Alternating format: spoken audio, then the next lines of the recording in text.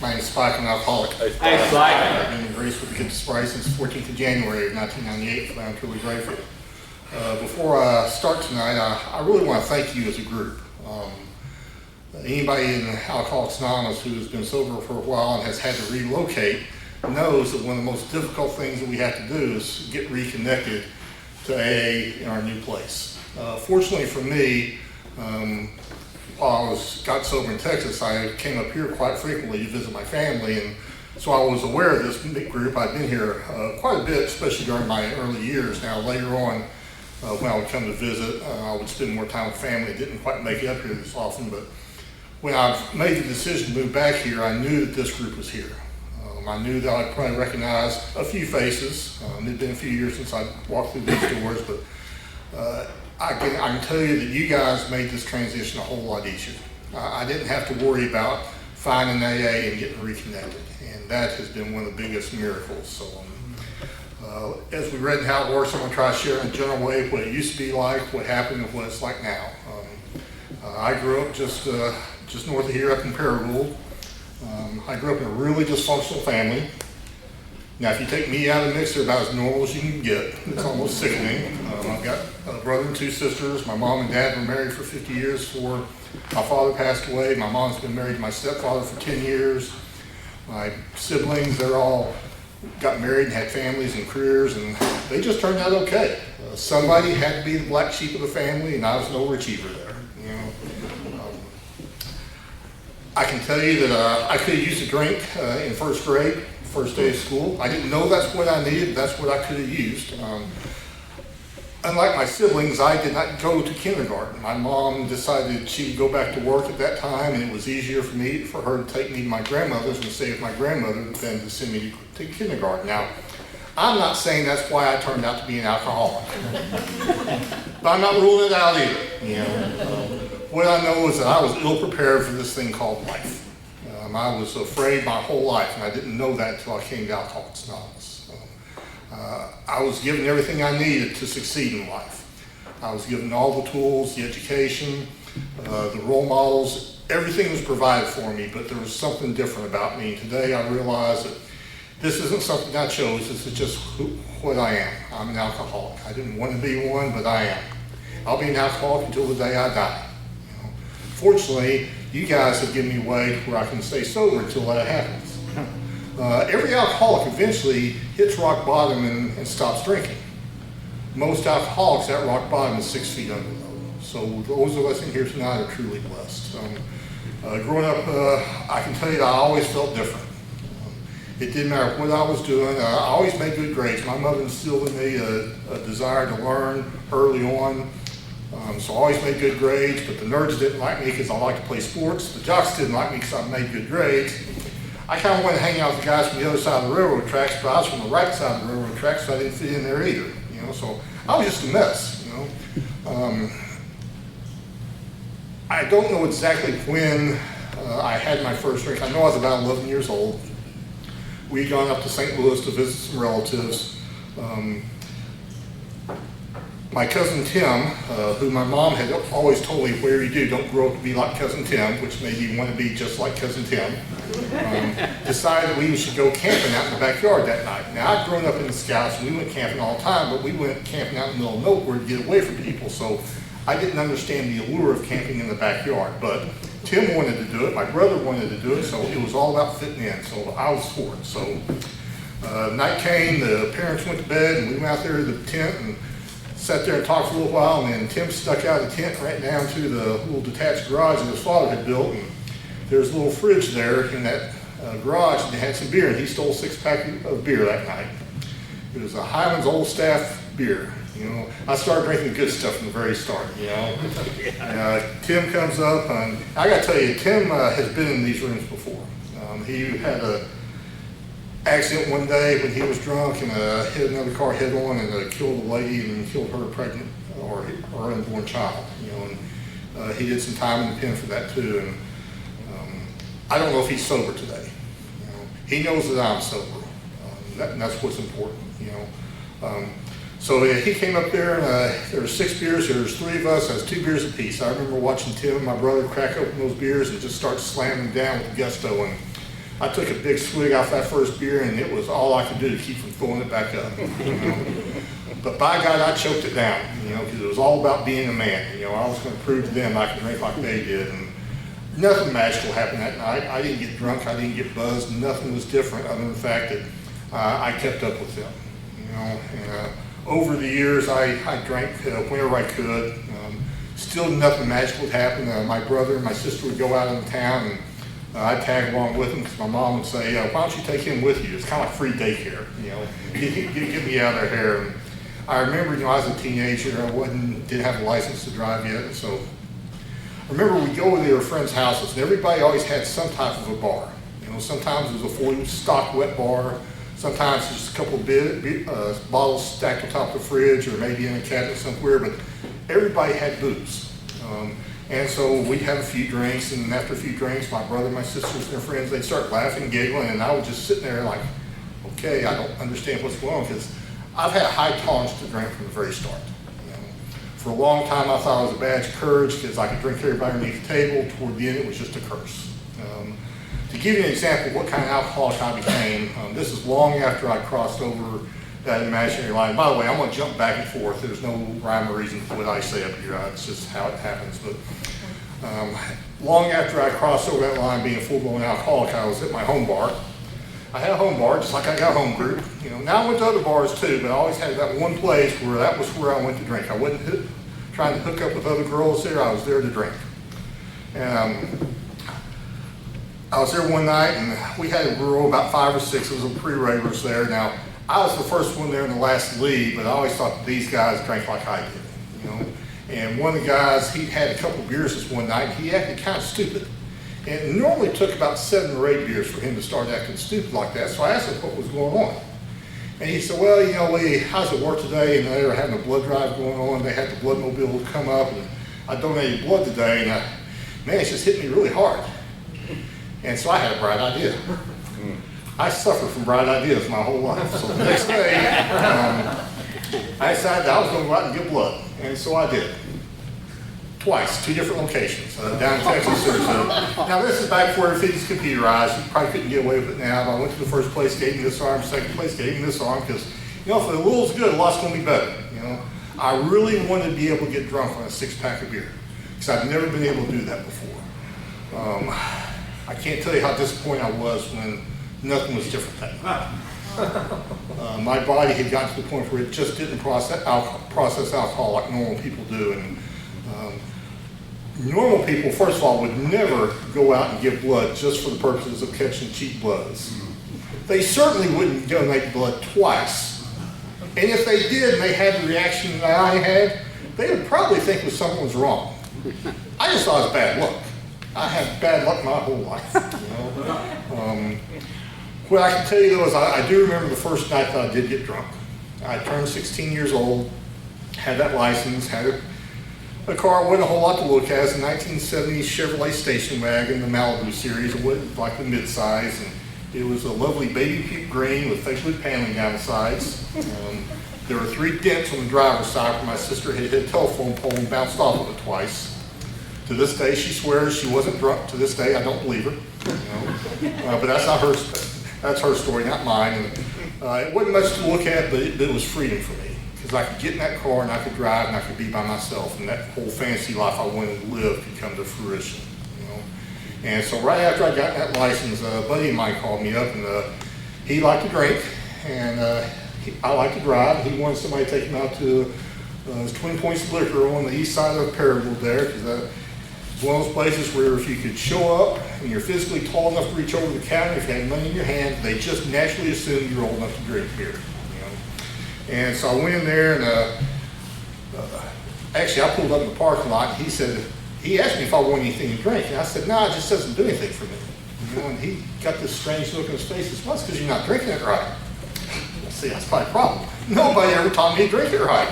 If they did, you'd probably have a different speaker, What I remember is he came out of that liquor store, and he had something in his hand for himself, because that's why we were there, but he climbed that car, and he handed me his little brown paper bag. Inside that brown paper bag was a little half pint of Southern Comfort whiskey.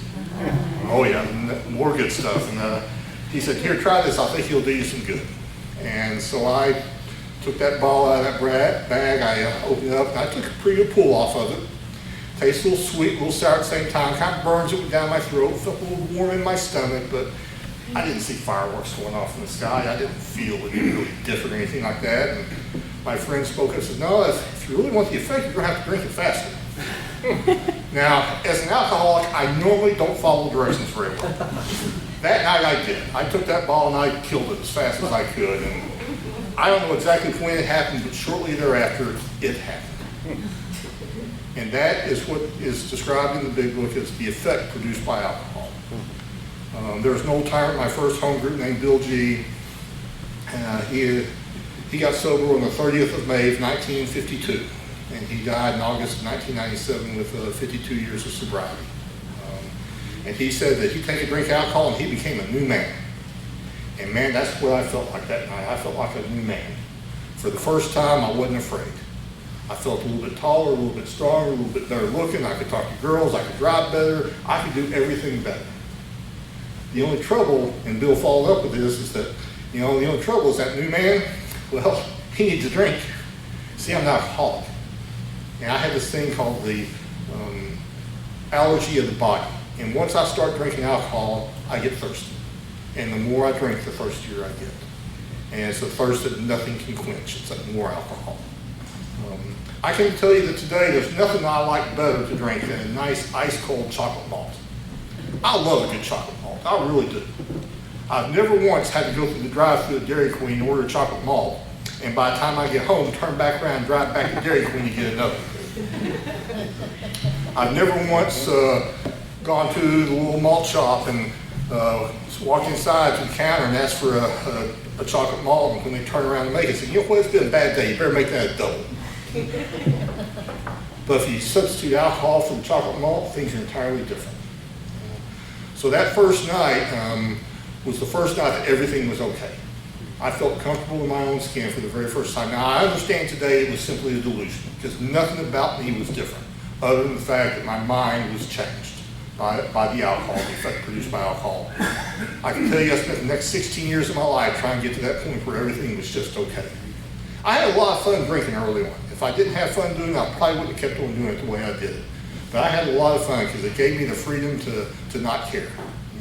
I could go out and do some of those things I never would have done sober, and now I would regret it the next day, and I'd have to drink to wash those feelings away. And once I started drinking, I'd lose those inhibitions, and I'd do those things over again. And it's just a vicious cycle. It kept on and on and on. Early on, I didn't have a whole lot of trouble as far as getting in trouble or anything like that. There were a few times I remember I got pulled over, me and some buddies, and the cop would say, just pour it out and go home. If we see you again, you're going to be in trouble. And so we pour it out and go back to somebody's house and drink there, I remember in high school, by the time I was a senior, I was driving around the 5th of Bourbon Avenue to see my car. I was sneaking out in between classes, going out to the parking lot, and getting that little shot of courage that I needed to get through the day. And I know that most of my classmates weren't doing that. In fact, we've recently had another class reunion, and some of my classmates know a little bit more about me now, and they still can't believe I was doing those things. But that's what I was. I hid it very well. Nobody knew except me, but I didn't. I went to college over here at Arkansas State after I graduated from high school. Now, I got to be honest, I didn't go to college to make anything of myself. I went to college for one purpose, one reason only, and that was because I knew that the only way I was ever going to be able to move out of my hometown was to get a college degree and go out someplace and find a job. Now, the only reason that I wanted to leave Paragould and go someplace else was because, well, my mom lives there. Now, I don't want that to sound wrong, because I love my mom. She's an incredible individual. I love her to death. But my mom knows everything that goes on in my hometown. Even to this day, she's got a network of spies that make Homeland Security proud. Back when I was down in Texas, I talked to her 2 or 3 times a week, and every time I talked to her, she let me know everything that was going on with everybody that I knew back here in Paragould, in Jonesboro. I knew that as long as I lived here, I'd never be free to drink the way I wanted to drink, because my mom, as far as I know, has never had a drink of alcohol in her life. Personally, I think she would benefit from a drink on a number of occasions, but that's not her story. I know that her father, my grandfather, used to go down to Wayne's place there in downtown Paragould, and I was told that he would have a beer and then come back home. Apparently, there were a few occasions where he had more than one beer, and I guess that my dad had to go down and pick him up and take him back to my grandparents' house. And so my mom didn't like people drinking. She didn't like us drinking, and I knew that I had to get out of there. So I went to college and had a full ride scholarship, and I drank that away the first semester. If you'd asked me, I would have told you I was taking too many classes. I wasn't quite prepared for the college life.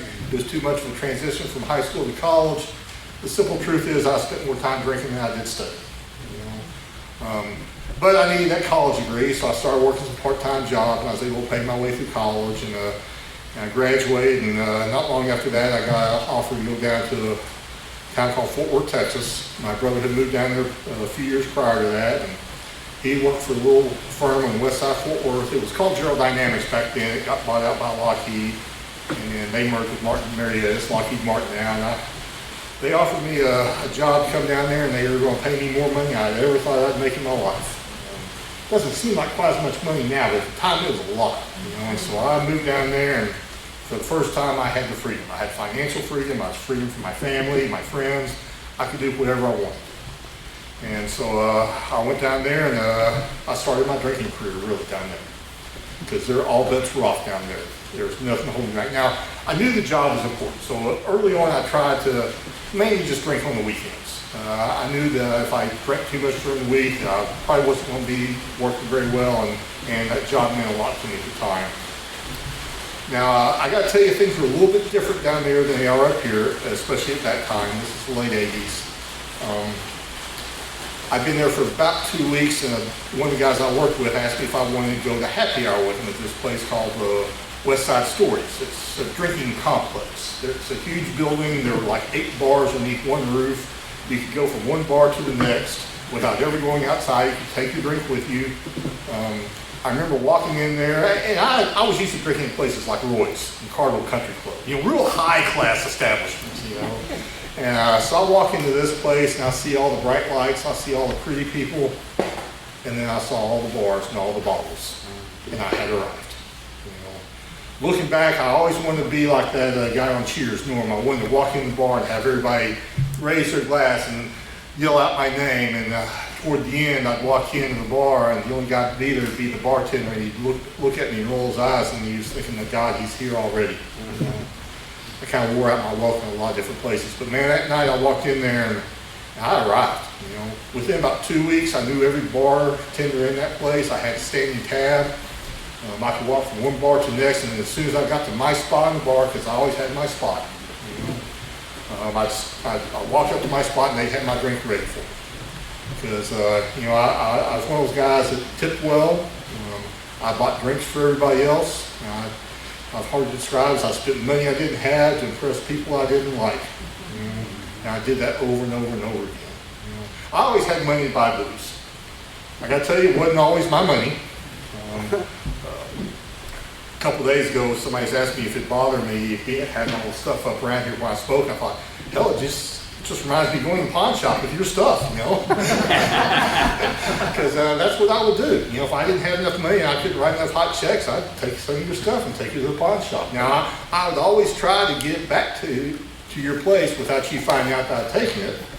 I wasn't always successful at that. I was a liar, a cheat, and a thief when I came to Alcoholics Anonymous. And what happened is eventually my antics started having repercussions, and those repercussions started piling up. I had a bad habit of getting traffic tickets that I wouldn't take care of. At this point in my life, I'm moving about every 6 months because nobody wanted to be a roommate with me because I was kind of a jerk, and I didn't always pay the bills and stuff like that, and I tended to take your stuff without you knowing, and so about every 6 months I'd have to move.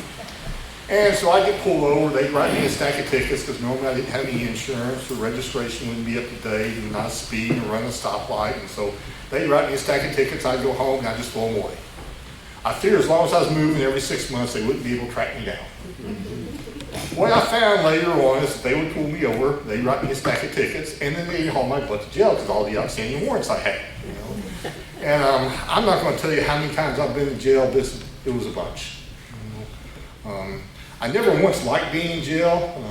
Considering how many times I went, you probably would have thought otherwise. I actually remember sitting in a holding cell one time and seeing about 3 other guys I'd seen there before, thinking, man, these guys got a problem. They can't stay out of jail. And I swear to God, it never dawned on me that I couldn't either. That's the delusion of us alcoholics. And so what would happen is I'd get in jail, and I didn't like being in jail, so I'd have to call up one of my friends. I tried to explain to them it was just some big misunderstanding. I'd forgotten to take care of these tickets, and if they just come down, bail me out, I'd get those tickets taken care of. We could put it behind us and move forward. And they'd come down and they'd bail me out, and I'd do all those things, and I would always kind of forget to pay them back the bail money. And so over a period of time, I kind of ran out of friends to call.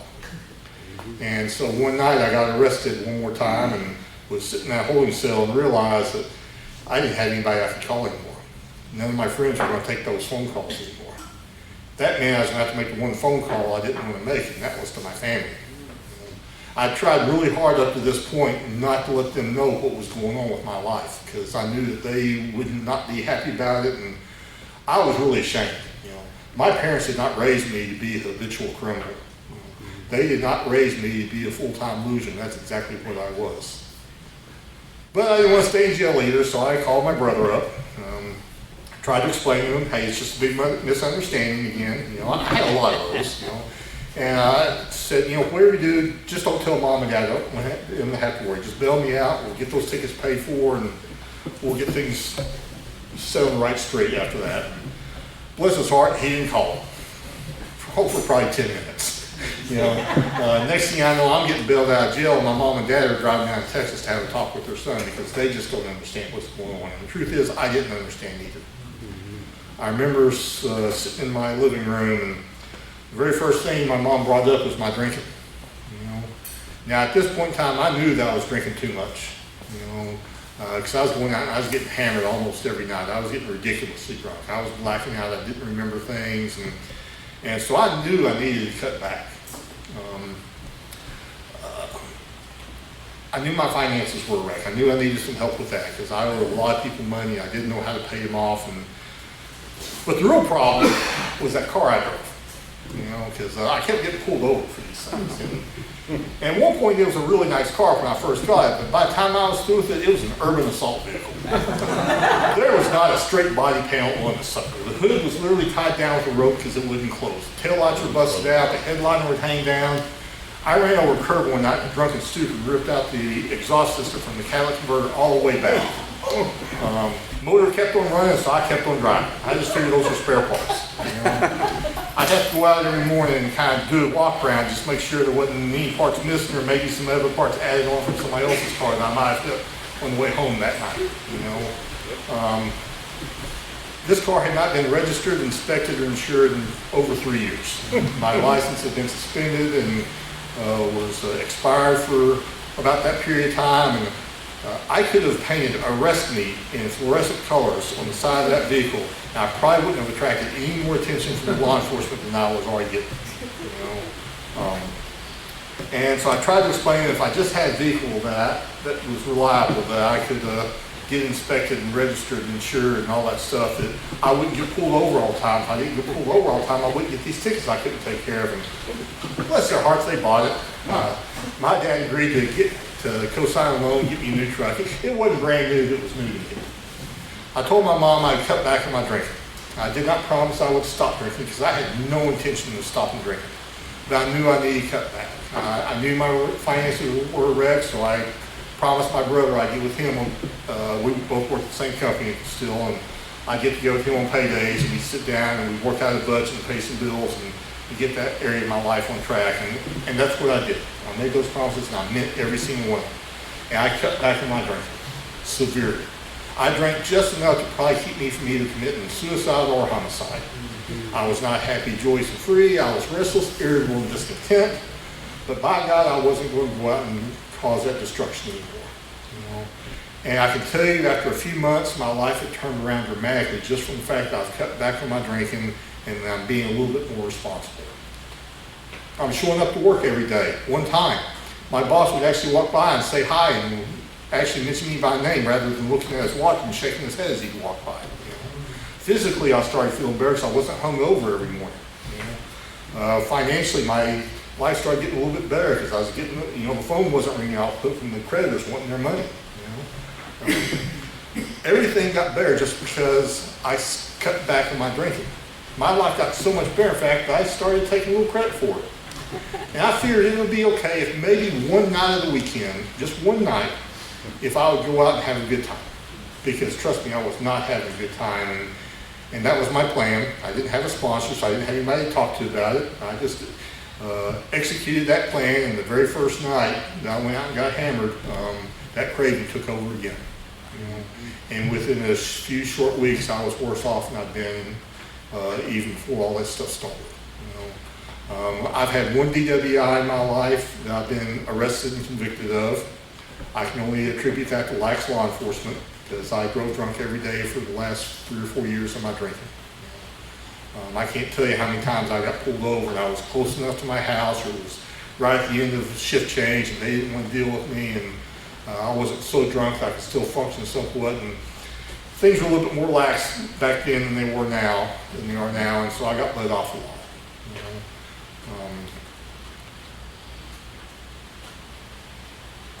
And so I started drinking again, and my life started spiraling out of control. And what happened was, it was August 13th of 1998. I came home from the bar I'd been drinking at all day long and all night long, and it was about 10:30 at night, and there's a message on my answering machine. This is back before we had cell phones, so you still had a little answering machine, had a little red light, showed there was a little message on it, and I checked that answering machine. It was a message from my dad.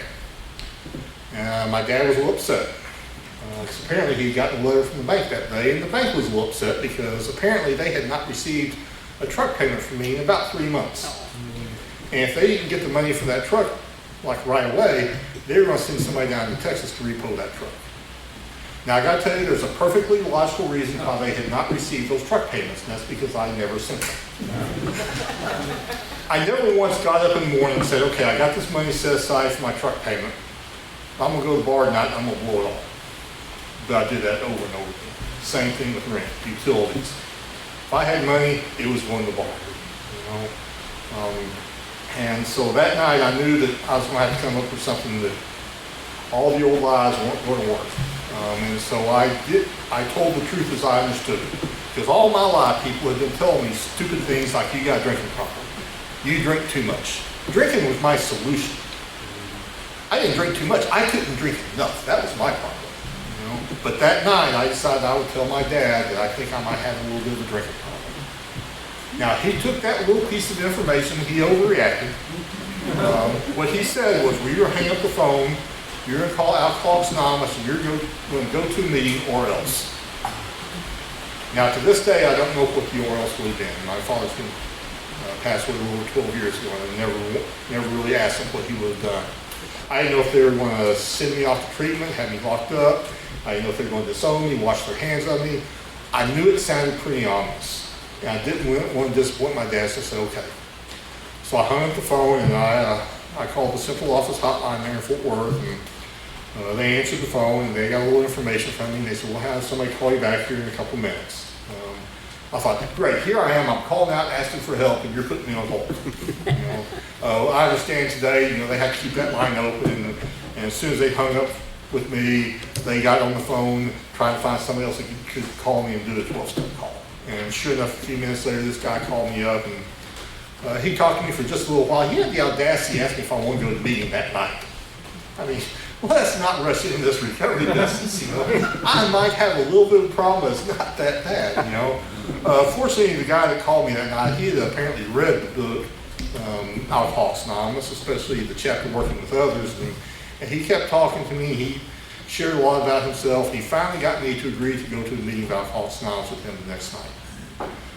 And so on Friday, August 14th of 1998, this guy came, picked me up, and took me to my very first meeting of Alcoholics Anonymous. It was a group called the Glass House Group in West Fort Worth. It was my first home group. It was a long, narrow building, about twice as long as this. There were probably about 140 people in that meeting that night. It was a speaker meeting just like tonight. I had no idea who was speaking that night. couldn't tell you the things they said. I don't know who chaired the meeting. I do know that I sat in the very back row, right next to the doorway, what we like to call the dare me to get sober row, because I wanted the quick exit, They asked me if there was anybody that was there for the first time. The guy that brought me it was sitting right next to me. He elbowed me. He says, "That's you. Go up and get a chip." And so I got up and I started walking forward, and everybody started clapping. I thought, well, this is just great. I've completely ruined my life, and you guys are happy about it. I thought that was really rude. Today I understand why we do those things. And so I walked up there, and they gave me a little desire chip. They gave me a little newcomer packet that had some information about Alcoholics Anonymous. After the meeting was over with, I was ready to leave. You guys wouldn't let me. A bunch of guys formed a big circle around me. Somebody bought me a big book, said read the first 164 pages. Somebody else gave me a phone list for that group, and I just wanted to leave. And they kept saying things like, we're glad you're really here. You don't ever have to drink anything if you don't want to. Finally, somebody said, you're the most important person here, and I believe that guy. Then I came back the next day, and I was no longer the most important person. That was disappointing. But, when that meeting got over with, the guy brought me back to my house, and he agreed to meet me there the next day. They had a 10 a.m. meeting on Saturday morning. He says, why don't we meet up there? And he says, I'll come up here and meet you. And so I made that promise. I knew I was going to have to do that. And I'm glad that he did that, because I don't know if I would have come back on my own. But the fact that I'd given this guy my word made me go up there. And after that meeting, I never saw him again. That was not his home group. He lived on the far opposite side of town. He used to live in my area. And back when he put his name on the 24-hour call list, they tried to find somebody who was close to you so they could, make it easy. And he drove all the way across town and took me to a group that was close to where I lived. He didn't know anybody there, but he knew that was the closest group to my house. He did everything he could to make this deal look attractive to me. I'm forever thankful for that. When I got home that night, I took that big book and I didn't read it. I kind of thumbed through it a little bit. The first chapter is the doctor's opinion. I didn't like doctors. I didn't value their opinions, so I skipped that chapter. And I saw Bill's story. I worked with a couple of jerks named Bill. Dang if I'm going to read that crap. Saw another chapter, we agnostics. I wasn't agnostic. Just look at me. So I just put that stuff up there on the dresser, and I started coming up with a plan. If you're new and you have a plan, please call somebody and tell them before you act out on it, because most of the time our plans aren't very good. My plan was, it was the middle of August. I figured if I could just not drink and get to the end of the year, get to the holidays, it'd be okay. I figured 4 months would be enough time to get them off my back, get my finances back in check, and get things kind of back to semi-normal, because I just couldn't imagine what it would be like to be able to go through New Year's without drinking, without celebrating with a glass of champagne. You got to toast New Year's, I've never in my life actually liked champagne. I think it's kind of disgusting. But if you tell me I can't have it, then it suddenly starts to sound pretty dang good. So my plan was, I was just, just not drinking, coming to a few meetings when it was convenient for me, which wasn't all that often. I got here late. I'd leave early. I wasn't going to sit around and get to know you bozos. I had one problem when I came to Alcoholics Anonymous the very first time. And that problem was, I didn't want to stop drinking. I knew I was going to have to stop for a while. But there was no doubt in my mind I was going to drink again, because I just couldn't imagine living life without it. I just hadn't reached that point yet. And so I came to Alcoholics Anonymous occasionally, and I tried doing AA my way. I won't suggest that, but I'll share with you what it was like. Like I said, I didn't really read the big book. I came to meetings, and I caught enough catchphrases so that when they did call on me, I would be able to sound profound. After I've been sober this last time, I asked my sponsor one time, I said, did I sound that bad? Because every now and then you hear a newcomer in here just trying to sound profound, and I asked my sponsor, did I sound that bad? He said, oh, you were far worse. He said, you were really arrogant when you got here. They talked about getting a sponsor, and they explained what a sponsor was. So I sat in those meetings for a while, and I listened and tried to find somebody that I could relate to that would be a good sponsor for someone with my upbringing, my intellect. And after a few weeks, I decided the person best suited for that was, well, me. So I sponsored myself. I don't suggest that either, because no matter what kind of stupid ideas you have, your sponsor's going to think it's brilliant. You know, I never once disagreed with myself. You know,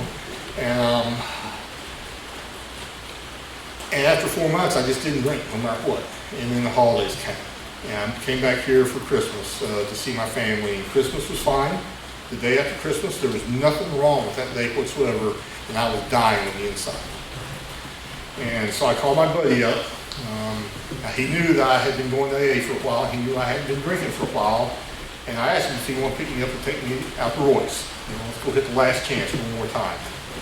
I remember him pulling up to the house, and I went out and got in his car. And the first thing he asked me was like, "Do you think this is a good idea?" I said, "Yeah, that whole not drinking thing, they blew that out of proportion. I'll be able to drink responsibly." I've never drank responsibly in my life. I've never wanted to drink responsibly. I don't understand the point of drinking responsibly. I drink to change the way I feel. And that takes mass compliance for me. You know? And so it was about a 5-mile trip from my parents' house to Roy's, so I thought it'd be a good idea that night if maybe we stopped at the liquor store first so we could get 6-packs, and by the time we got to Roy's, we'd be ready. Because you got to get primed. You know? You can't just go to the bar and start drinking. You got to get ready to start drinking. So we went to the liquor store, and I got a 6-pack of beer for him, and I got a 6-pack for me.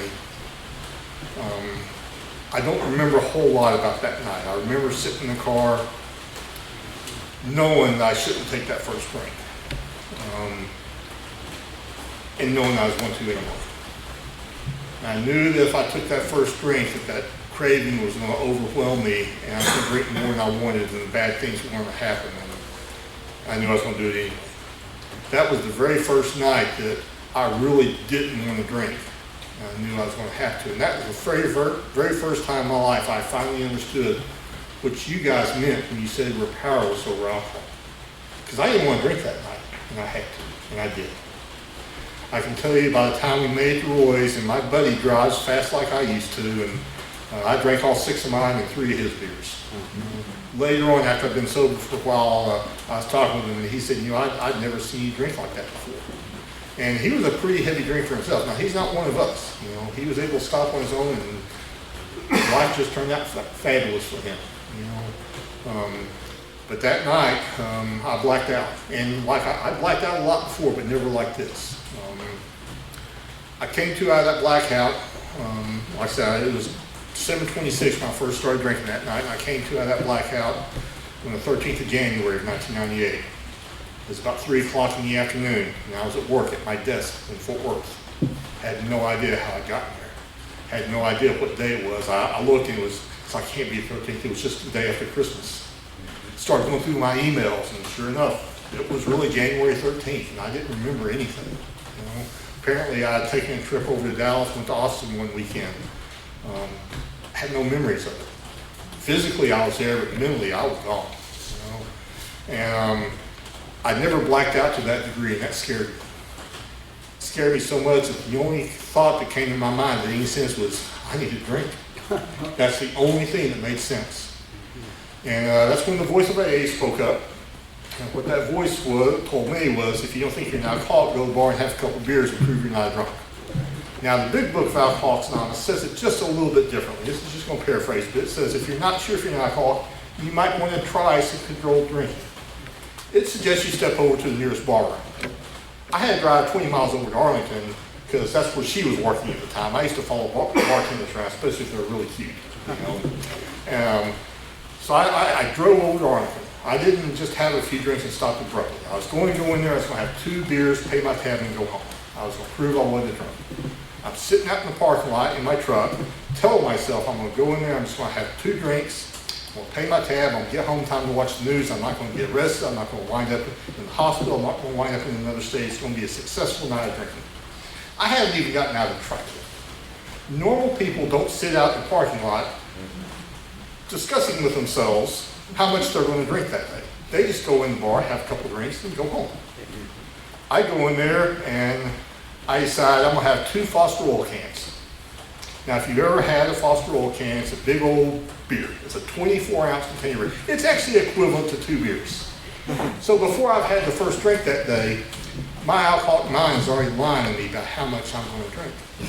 That's how cunning, baffling, and powerful this disease is. Needless to say, about 9 or 10 of those oil cans later, and several hours later, I'm pounding my fist down the bar wondering, why can't I have 2 beers, pay my tab, and go home? It's because I'm an alcoholic. And this is the what happened. This is what, where God gave me another chance. I never want to forget this, because sitting at that bar in total frustration, this thought came in my mind and wouldn't leave. And the thought was I should go to the payphone in that establishment, call my home and check my answering machine.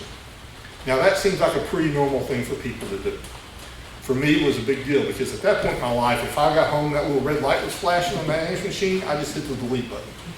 Because the only people who were calling me at that point in my life was either mom and dad when I'm screwing up my life, or it was the bill collectors wanting their money. And I didn't want to talk to any of them, but I felt compelled, an overwhelming desire to make that phone call. So I went over to the phone booth. They actually had the old-timey phone booth where you could go in, close the doors behind you, and you could still use a quarter to make a phone call. That's how long ago this was. And I called my home in Fort Worth, and there was one message on that answering machine that night. One more time, there was a message from my dad, and one more time, my dad was a little upset. Because one more time, my dad got a letter from the bank. This time, I think I'd written a hot check for the truck, and the bank was pretty tired of it, and so was my dad. But what was different that night was, for the very first time, I could hear. And what I heard was my dad's voice. Now, my dad was a big, strong, proud man like he was a little bit bigger than I was, and I know how hard he worked in his life to provide me and my siblings with a better life. I know what kind of sacrifices he made so that I could be better off than he was. And what I heard was this voice that was quivering and shaking. And I heard the hurt and the frustration in that man's voice. And when I heard that voice, it literally felt like somebody reached in my chest and just ripped out my heart. And I was done. And I said that magical prayer that so many of us have said in one little form or another. It was, God help me, I can't do this anymore. I don't know if I said it out loud. I don't know if I said it to myself. I don't know if I screamed it inside that phone booth, but I said that prayer. And the moment I said that prayer, I felt a weight lifted off of me, because I had surrendered. I knew what I needed to do. I went to the bar, back to the bar, I paid my tab, and I walked away, and there was half of the beer still sitting there. To the best of my knowledge, that is the only time in my life that I ever walked away without finishing a drink. Hell, I'd finish yours if you weren't looking. I wasn't proud, but somehow I knew that if I tried to finish that drink, it'd probably finish me. And so instead, I paid my tab, I walked out of there, and I drove home. And there in that dresser in my bedroom, underneath that big book that I really had never read, was that newcomer packet that I had never opened. And underneath that newcomer packet was that phone list that they'd given me. And on that phone list, there was a number of a guy that I knew I could call. I'd seen this guy in a lot of meetings. I got to tell you, I'm a Chicago Bear fan. He's from Minnesota. He's a Vikings fan, so we get to hate each other still twice a year. He's a little short, red-headed guy. I'm not short. I'm not red-headed. We seem to have nothing in common. But he was sharing with me one night how he had gone home in a fit of rage before he had ever gotten sober. He had picked up a chair in his kitchen and thrown it across the room and hit the wall and stuck in the wall like a dart. He said 3 of the legs went right through the drywall. I have never in my life gone home, picked up a piece of furniture, thrown in the wall, and had it stick like that. But I felt like it. That was the first time I remember relating to somebody in Alcoholics Anonymous. And I remember talking to that man briefly after that particular meeting, and he told me if I ever needed help, give him a call. He said, I'm the only John on our phone list spelled J-O-N. He says, I have to keep things simple. And so I pulled that phone list out that night, and I told him I needed help. He said, well, why don't we meet me tomorrow night? And we can try this deal and see how things work out. So on January 14th of 1998, I walked back in the rooms of Alcoholics Anonymous and picked up what's hopefully my last desire chip. I know I don't ever have to drink again if I don't want to. I believe that to the bottom of my heart today. But I also know I'm still eligible to do that. It was a discussion meeting that night. I don't know what the topic was. I couldn't tell you anything anybody said during the meeting. I don't know who chaired the meeting, gave me that desire chip. But I do remember after the meeting was John and I went over to the coffee shop a couple of blocks down the road where we went so many times. In the Big Book of Alcoholics Anonymous, it says that somewhere one alcoholic, recovery begins when one alcoholic meets with another, something to that effect. My recovery in Alcoholics Anonymous began that night after the meeting when this drunk sat down with another drunk and shared experience, strength, and hope with each other. I'd like to say that from that point on, I came in and became the poster child for recovery. That would be a lie. The only thing I've done perfect since that time is I just haven't taken that first drink no matter what. Everything else that you could possibly screw up, I have screwed up royally at times. I've done things at 10, 15, 20 years of sobriety that I think, how could you do that? Well, because I'm an alcoholic and I still have character defects and flaws. But I just haven't picked up a drink, and that gives me a chance.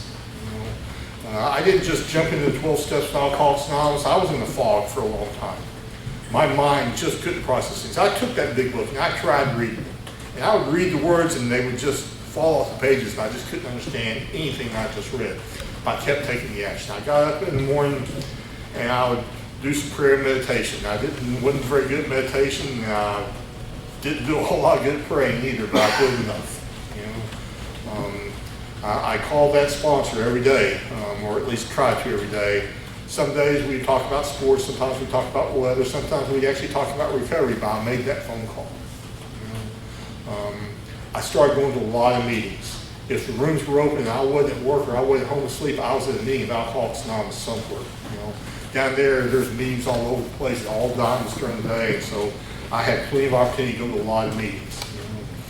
And what happened for me was I rode the coattails of the Fellowship of Alcoholics Anonymous for dear life. I hung on to you guys, and you guys kept me sober. You were a group of drunks. That was the God I needed at that time. It took me a while to develop a relationship with the Power Greater myself that was personal to me. But you guys were enough until you weren't enough. That for me happened when I was about 15 months sober. I was doing everything I could do. I sat in a meeting one time, I heard somebody talk about they'd get to meetings early and would make coffee. And so I started getting to meetings, I started making coffee. And if anybody else got there early and tried to make coffee, it ticked me off, because by God, that was keeping me sober. I'm over that. If you want to make coffee, knock yourself out. But if I get here first and the coffee needs to be made, I'll still make coffee. Heard other people talk about, a person talking about how they would get here and stay out front and greet people as they came in. So I started doing those things. Then some of us would go out to have coffee or bite to eat after the meeting after the meeting. I started doing that. And I started enveloping myself in the Fellowship of Alcoholics Anonymous. And I'm very grateful for that. But like I said, it got to the point where that just wasn't enough, because they told me that there was only one thing I really needed to change, and that was everything. I love when I hear somebody say, whatever you do, don't make any major changes in your first year. I just have to laugh at that. You want me coming here, you want me to stop drinking, you want me to stop hanging out with my old playmates and playgrounds, and you want me to start living on a spiritual basis, but don't make any major changes in my first year. So there are some changes I didn't make in that first year. There are some of those playmates and playgrounds I didn't change. To make this story short, there was this one playmate. She worked at this particular playground that I was still playing in, but they call them gentlemen's clubs, but I never saw a lot of gentlemen in there. And there's no saying, anything for the love of a beautiful woman. In my case, it was everything for the love of a beautiful woman. When everything was gone, so was she, and I was suddenly in a world of hurt. Because this had been a secret. I hadn't told anybody about this, and I was dying on the inside. And fortunately, I got enough pain that where I reached out and told my sponsor about it rather than going to the liquor store instead. And that's when I was able to finally break through and surrender to the 12 steps of Alcoholics Anonymous. I went through and I did that inventory. And I did it the best I could. Were there some things I missed? Of course there were. But I wrote down everything that I could possibly imagine or could possibly remember. And I got busy making amends, and that's where my life really started changing. And today I try to keep current with the 10th step, and I spend a lot of time with the 11th step. One of my last sponsors was a Buddhist, and he did a lot of meditation. He taught me a lot. He allowed me to go through some pretty difficult times. He was just the guy I needed before he passed away. I really tried to live the 12th step.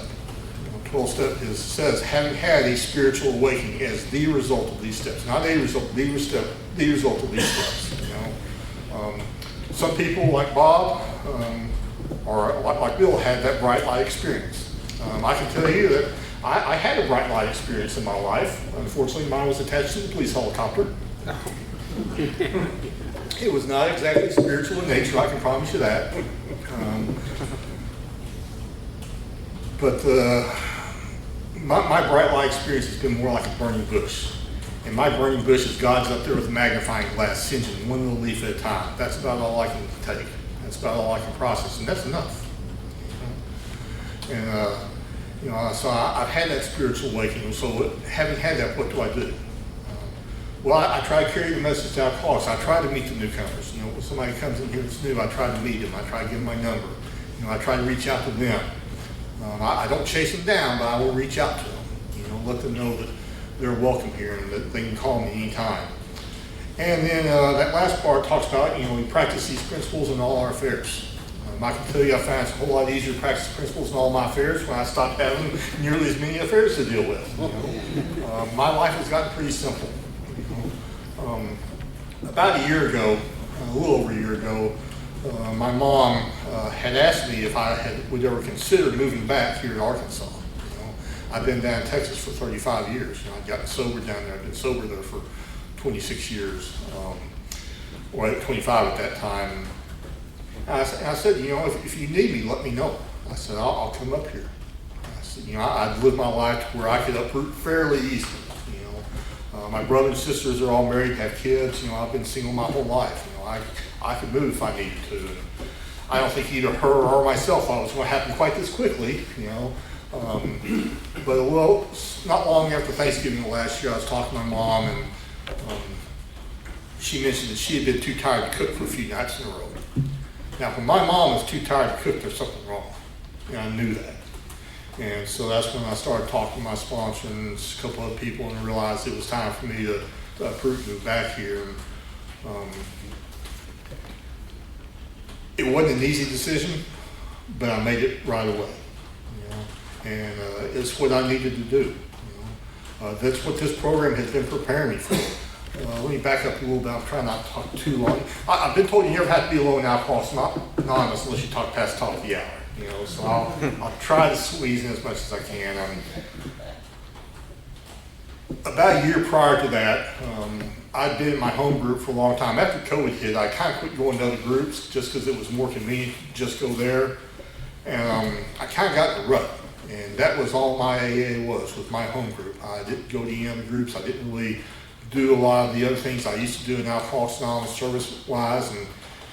And I felt those heartstrings being tugged. And I knew that something needed to change, so I stopped going to my home group, and I started going to a few other groups instead. And I did this for about 4 months before I talked to my mom that night. And what I believe is that God was preparing me to approve. Because I don't know how easy it would have been if I'd still been really locked in at that home group. Because that's where I got sober at. That's where I've been sober for 25 years, a quarter of a century, for Christ's sake. But I'd already broken ties with that. And so when I came back here for Christmas this last year, I talked with my mom and said, I think it's time for me to come back. Because see, my stepdad hadn't been doing very well. He'd been in and out of the hospital, and every time he'd get out of the hospital, he'd put him in a rehab facility. He'd get just well enough where he could come back home and be home for a week or two before he'd have another episode and wind up back in the hospital.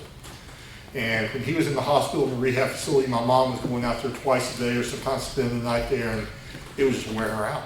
She just couldn't do it anymore, And so originally the plan was I'd move up here, and me and her would take turns going out to see my stepdad for as long as he was here. During the process of my move, it took a few weeks back and forth between here and Texas. His children came out from California. They weren't really ever happy that he moved back here to Arkansas to begin with. But they talked him into moving back to California because they thought he would be better off living with his son. The same thing is happening out there that was happening here. He gets well enough and he goes back in the hospital. And they're starting to understand that he probably just needs to be in a facility. And once he finds that out, he's probably not going to be long for the world. Bless his heart. And so, I'm grateful I made the move anyway, because even though my mom doesn't have to spend her time going out there all the time, she doesn't need to be alone either. She's 87 years old. She gets along fairly well for her age. But if I wasn't here, she probably would never get out of the house except to go maybe get groceries. And so my job is to keep her active, to make sure she does the things that she can do, but not overdo things, but still get out of the house on occasion.